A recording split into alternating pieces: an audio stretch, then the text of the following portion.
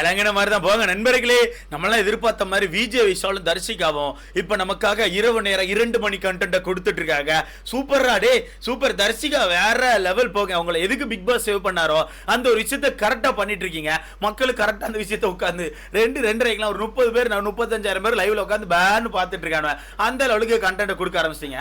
எனக்கு ஆக்சுவலா ஒரு விஷயம் புரியவே இல்லை ப்ரோ. விஜய் விஷால் தர்ஷிகா இவங்க 2 பேரும் என்ன பண்றாங்க, எதை யோசிச்சு இதெல்லாம் பண்ணிட்டு இருக்கேன்னு சுத்தமா ஐடியாவே இல்லை. ஏன்னா நேத்துக்கான எபிசோட் நேத்துக்கான லைவ்ல பார்க்கும்போது விஜய் விஷால் வந்து தர்ஷிகாவை கொஞ்சம் அவாய்ட் பண்ணான். ஓகேவா, தர்ஷிகா விட்டு கொஞ்சம் தள்ளி தான் இருந்தான். பெருசா க்ளோஸா எங்கேயுமே பேசல. பெருசா தர்ஷிகா பக்கத்துல எங்கேயுமே உட்காரவே இல்லை. விஜய் விஷால் கொஞ்சம் அவாய்ட் பண்ணிட்டு தான் இருந்தான். அப்ப நம்ம எல்லாம் நினைச்சோம் ரைட்டு விஜய் விஷால் லைட்டா திருந்திட்டான் போல, ஏதோ பிரச்சனை வந்துடும் சொல்லி யோசிக்கிறான் போல நினைச்சா அப்படித்தான் இல்ல. அவன் எதுக்கு அப்படி பண்ணிருக்கானா, உட்கார்ந்து அன்சிதா கூட டைம் ஸ்பெண்ட் பண்ணி அன்சிதா கூட நல்லா பேசிட்டு நைட் என்ன பண்றான் தெரியுமா? நைட் வந்து ஆக்சுவலா 2 சம்பவங்கள் நடக்குது. முதல் சம்பவம் என்னன்னா, வீட்டுக்குள்ள பிக் பாஸ் வந்து எதுக்கோ எல்லா டோரையும் க்ளோஸ் பண்றாங்க. பெட்ரூம் இருக்குல்ல, பெட்ரூமே ஆக்சுவலா ஃபுல்லா க்ளோஸ் பண்றாரு. அப்ப எல்லாம் உள்ள இருந்துக்கோங்க, நான் பெட்ரூமை க்ளோஸ் பண்ண போறேன்னு சொல்றாரு. சடனா இந்த பக்கம் பார்த்தா நம்ம தர்ஷிகா விஜய் விஷாலாம் இருப்பாங்கல்ல, அங்க ஆல்ரெடி ஒரு 3 பேர் நல்லா தூங்கியாச்சு. யார் எனக்கு தெரிஞ்சு முத்துக்குமரன், சத்யா, அருண் நினைக்கிறேன். இந்த 3 பேர் நல்லா தூங்கியாச்சு. விஜய் விஷாலும் நம்ம தர்ஷிகாவை மட்டும் நின்று நல்லா கதை பேசிட்டு இருக்காங்க. இல்ல நம்ம தர்ஷிகா படுத்திருக்காங்க, விஜய் விஷால் நின்று கதை பேசிட்டு இருக்கான். என்ன கதை பேசுறான் தெரியுமா? அவன் எப்பவும் போல ஹக் மேட்ருக்கே வரான். அவனுக்கு 24 கெட்டி பிடிச்சிட்டே இருக்கனால என்ன இளவுன்னு தெரியல. அவன் அந்த பொண்ணை ஒரு மாதிரி உசுப்பேத்தி விடுறான் ப்ரோ. அதை எப்படி சொல்லணும், ஆக்சுவலா அந்த பொண்ணுக்கான ஃபீலிங்ஸ் வந்து ஏதோ ஏற்றி விடுறான். நல்லா தெரியுது, பக்காவா தெரியுது. இவன் என்ன சொல்றான் தெரியுமா? இந்த வீட்டுக்குள்ள நீ நிறைய எக்ஸ்ப்ளோர் பண்ணணும்னு நான் நினைக்கிறேன், நம்ம எக்ஸ்ப்ளோர் பண்ணலாம் வா. வீட்டுக்குள்ள நம்ம கண்டென்ட்லாம் இருக்கட்டும், அதெல்லாம் கேம் எல்லாமே இருக்கட்டும், அதை நம்ம பண்ணதான் செய்வோம். அதையும் தாண்டி எவ்வளவு நாள் இந்த வீட்டுக்குள்ள நம்ம இருக்க போறோம்னு தெரியல. ஸோ அதனால் நம்ம இருக்கிற வரைக்கும் நம்ம இந்த வீட்டை எக்ஸ்ப்ளோர் பண்ணி நம்மளால முடிஞ்ச அளவுக்கு நம்ம வந்து ஜாலியாக இருந்துக்கலாம், நமக்குள்ள இருக்க ஃபீலிங்ஸை ஷேர் பண்ணிக்கலாம்னு சொல்லிட்டு அந்த பொண்ணுகிட்ட ஓப்பனாக சொல்றான். அப்போ அந்த பொண்ணு அங்க இருந்து என்ன சொல்றான்னா, எக்ஸ்ப்ளோர் பண்றேன், எனக்கு புரியல, ஃபீலிங்ஸ் எப்படி ஷேர் பண்ற சொல்ற, எனக்கு புரியல விஷால்னு சொல்லும்போது அவன் திரும்ப ஒரு பாயிண்ட் எடுத்து வச்சிட்டு இருக்கான். நீ உன்னோட நிறைய பர்சனாலிட்டியை வெளியே காட்டணும்னு நான் நினைக்கிறேன், உனக்குள்ள நிறைய பர்சனாலிட்டிஸ் இருக்கு, அந்த பர்சனாலிட்டிஸ் வெளியே காட்டு, அதெல்லாம் எனக்கு தெரிஞ்சு ரொம்ப நல்லா இருக்கும்னு நினைக்கிறேன்னு சொல்லிட்டு ஒரு மாதிரி இந்த பொண்ணை ஏற்றி விடுறான். இவன் என்ன பண்றான்னு உங்களுக்கு புரியுதா?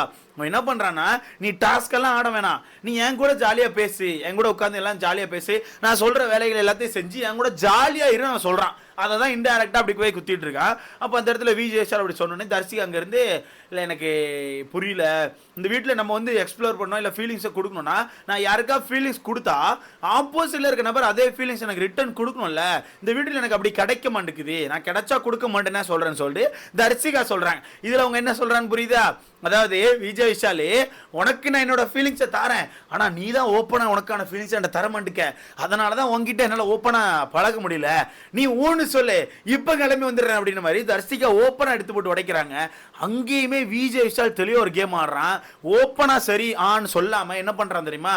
நீ அதெல்லாம் யோசிக்காத, உனக்கான ஃபீலிங்ஸ் நீ கொடுத்துக்கிட்டே இரு. எப்படி உனக்கான ஃபீலிங்ஸ் நீ கொடுத்துக்கிட்டே இருக்கு, உனக்கு கிடைக்க வேண்டியது கண்டிப்பாக ஒரு நாள் கிடைக்குங்கிறான்.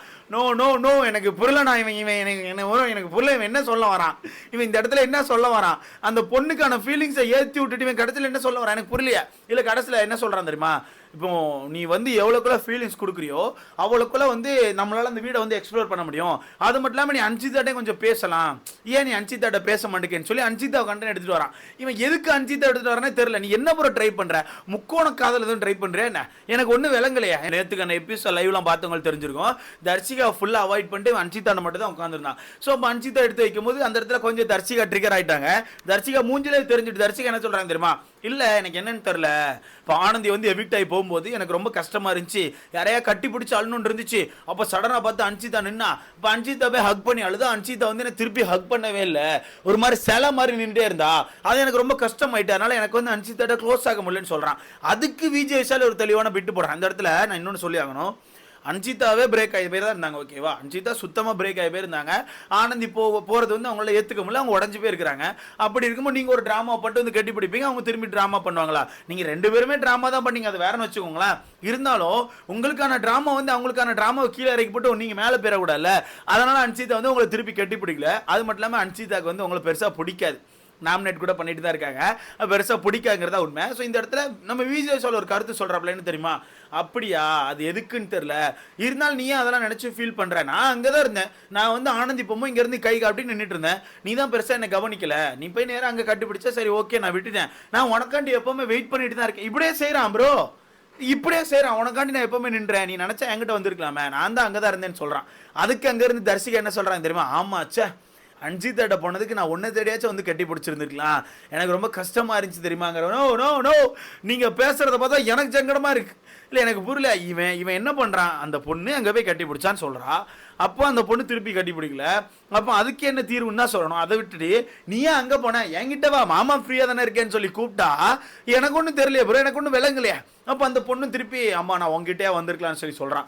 இல்லை திரும்ப திரும்ப தலைவர் அந்த கெட்டிப்பிடி மேட்ருக்கே வரப்போ என்ன சொல்கிறான்னா, நீ வந்து என்னை ஹக் பண்ண வந்திருந்தானா எனக்கான அரவணைப்பு வந்து ஃபுல்லாக உனக்கு கிடச்சிருக்கும். உனக்கு ஒருவேளை ஏன்னா என்னோட அரவணைப்பு வந்து வேணும்னு நினச்சினா நீ வந்து எப்போ வேணா என்னை ஹக் பண்ணிக்கலாம், நான் உனக்காண்டி எப்போவுமே வெயிட் பண்ணிட்டு தான் இருக்கேன். பட் இருந்தாலும் நான் உங்ககிட்ட சொல்லியிருக்கேன் தெரியுமா, இந்த எக்ஸ்ப்ளோர்னு ஒரு மேட்டர் சொல்கிறது தெரியுமா, அது என்னன்னா இந்த வீட்டுக்கு ஃபீலிங்ஸை ஷேர் பண்ணுறது நான் வந்து ஓப்பனாக ஷேர் பண்ணிட்டு இருக்கேன். எனக்கு வந்து ஹக் இப்படி தான் வேணும்னு நான் கேட்குறேன். ஸோ அதை வந்து என்னோட ஃபீலிங்ஸ் அதை நான் ஓப்பனாக சொல்கிறேன். அதே மாதிரி நீயும் உனக்கான ஃபீலிங்ஸ் என்கிட்ட ஓப்பனாக சொல்லி ஓப்பனாக பழகு அப்படின்னு கேட்குறான். அதாவது இந்த பையன் என்ன சொல்ல வரான்னா, அவன் வந்து அவனுக்கு ஹக் வந்து இப்படி நேராக அப்படியே இப்படியே தான் வேணும்னு சொல்லி கேட்குற மாதிரி அந்த பொண்ணு தான் மனசுக்குள்ள என்ன இருக்கோ அதை ஓப்பனாக சொல்லி அங்கே ஓப்பனாக பழகணும் அப்படிங்கிறத விரும்புகிறானா. புரியுதா? எனக்கு தெரியல ப்ரோ, எனக்கு தெரில இவன் என்ன ட்ரை பண்ணுறான், ஏதோ பண்ணி பேசுகிறான், எதுவுமே எனக்கு புரிய மாட்டேங்குது. இவன் உண்மையாக இவங்க 2 பேருக்கு ஃபீலிங்ஸ் இருக்கா, இல்லை இவங்க உண்மையாக 2 பேர் கண்டென்ட் பண்ணுறாங்களா? ஆனால் எனக்கு ஒரு டவுட் வர ஆரம்பிச்சிருக்கு, தர்சிகாவுக்கு உண்மையாகவே ஃபீலிங்ஸ் வந்துட்டோன்னு தோணுது. ஏன்னா நேற்றுக்கான எபிசோடில் கவனிச்சிருப்பீங்க, பவித்ரா கூட்டம் அவ்வளோ கேள்வி கேட்டிருக்காங்க.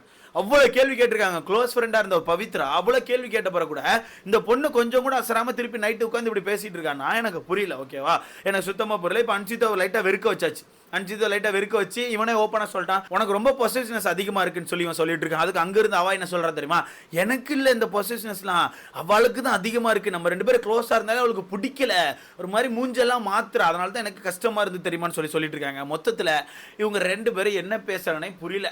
ஒரு மாதிரி பேசுறாப்புல இவன் ஒரு மாதிரி உசு பேத்தி விட்டுருக்கான், வாமா மின்னல் நம்ம பழகலாம் அப்படின்னு மாதிரி கூப்பிட்டு இருக்கான். இந்த பொண்ணு கடைசியில் ஒரு மாதிரி அந்த மோடுக்கு வந்துச்சு. கடைசியில் ஒரு 2-2.5 இருக்கும். தலைவர் போயிட்டு மெதுவாக நைஸாக அப்படி போயிட்டு தட்டி எழுப்பி அட்வான்ஸ் ஹாப்பி பர்த்டே சொல்கிறாப்புல, சொல்லி முடிச்சு ஒரு மாதிரி ஹக்குக்கெலாம் கொடுத்து ஒரு மாதிரி இரவு நேர கண்டென்ட்டை நமக்காண்டி வாரி வழங்கிட்டு இருக்காங்க விஜய் விஷால் அண்ட் தர்சிகா அப்படின்னு தான் சொல்லி ஆகணும். அந்த மாதிரி தான் பண்ணிட்டு இருக்காப்புல. இதில் இவங்க 2 பேருமே ஒரு நேரம் கேட்டால் என்ன சொல்கிறாங்க, நாங்கள் 2 பேரும் ஃப்ரெண்ட்ஸ்ன்னு சொல்கிறாங்க. இன்னொரு நேரம் இவங்க 2 பேரும் தனியாக இருக்கும்போது பார்த்தா அவங்க ஃப்ரெண்ட்ஸ் மாதிரியே பேசிக்க மாட்டேங்க, ஃப்ரெண்ட்ஸ் மாதிரி நடந்துக்க மாட்டேங்க. இன்னொரு நேரம் அப்படியே கட் பண்ணி பார்த்தா 2 பேரும் 2 துருவங்கள் மாதிரி தனித்தனியாக உட்காந்துருக்காங்க. ஸோ இவங்க உண்மையாகவே கண்டென்ட் பண்ணுறாங்களா, இல்லை உண்மையாகவே 2 பேரில் யாராவது ஒருத்தருக்கு ஃபீலிங்ஸ் வந்துட்டு அப்படிங்கிறது நமக்கு தெரியவே இல்லை.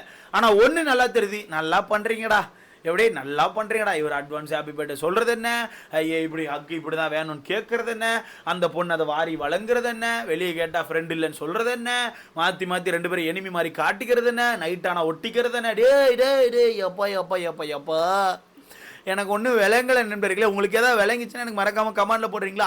இவங்க 2 பேரும் என்ன ட்ரை பண்ணுறாங்க, எதை வந்து மக்கள்கிட்ட காட்ட விரும்புகிறாங்க, இது என்ன கண்டென்ட்டு, உண்மையாக காதல் இருக்கா, இல்லை சும்மா மக்களை வந்து கண் துடைப்புக்காண்டி இப்படி பண்ணி அது மூலமாக ஓட்டுகளை வாங்கி தப்பிக்கலாம் ட்ரை பண்ணுறாங்களா? எனக்கு ஒன்றும் விளங்கலை. ஆனால் விஜய் விஷால் தெளிவாக ஒன்று பண்ணுறான், அந்த பொண்ணுக்கு உண்மையாக ஃபீலிங்ஸ் இருந்துச்சுன்னா அந்த ஃபீலிங்ஸ்லாம் உட்காந்து விளையாடிட்டு இருக்கான்னு அர்த்தம். நல்லா விளையாடுறான் ப்ரோ, பக்காவாக ப்ளே பண்ணுறான், அதில் பக்காவாக மயங்கிட்டாங்க அப்படிங்கிறதா உண்மை. பார்க்கலாம் இது எங்கே போய் எண்ட் ஆகுது. மிட் வீக் எப்படி இருந்துச்சுன்னா கொஞ்சம் பார்த்து அனுப்பிவிடுங்க. இன்றைக்கான டாஸ்க் வர கொஞ்சம் ஃபயராக போயிட்டு இருக்குன்னு சொல்கிறாங்க. 10 ப்ரோ 6-7 ப்ரோமோலாம் விட்றாதீங்க, மூச்சு பிடிச்சலாம் பேச முடியாது, பார்த்து பண்ணுங்க. இதை பற்றி உங்களுக்கான கருத்து சொல்லி மறக்காம கமெண்ட்ல விடுங்க. இடத்துல பார்க்க